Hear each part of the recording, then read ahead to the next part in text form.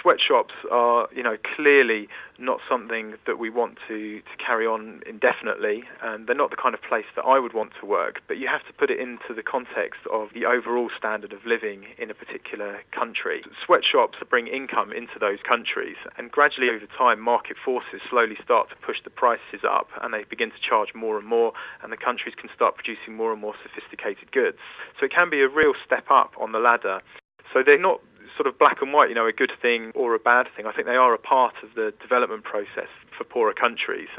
Most garment workers don't earn a living wage. People work excessive hours. There may not be good lighting. There may be dangerous conditions. People may be subject to sexual and physical harassment from their supervisors. You imagine what it's like to work in a place where you're not allowed to go to the toilet. In a poor country, the general standard of living is going to be poor, and so it's to be expected that in the working environments, the labour standards are going to be poor. You can't divide the high street companies or any of the big brands and retailers into the bad and the good guys. It's a question we get asked a lot, and I'd love to be able to give a simple answer, but unfortunately it isn't that simple. The average high street company will source from maybe 200 different factories around the globe in lots of different countries. And often you'll find within one factory, they might be producing for lots of the brands. I don't think boycotting's really the answer, but I do think it's about being knowledgeable about these issues and putting pressures on the brands and retailers.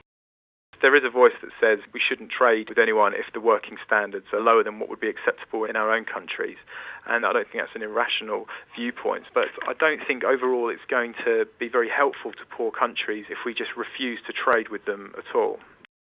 What I think consumers need to do is to become aware and educate themselves about the supply chains of the products that they buy, because much of the time people buy things from shops and they don't give a second thought about where it's come from. So awareness is really the first step.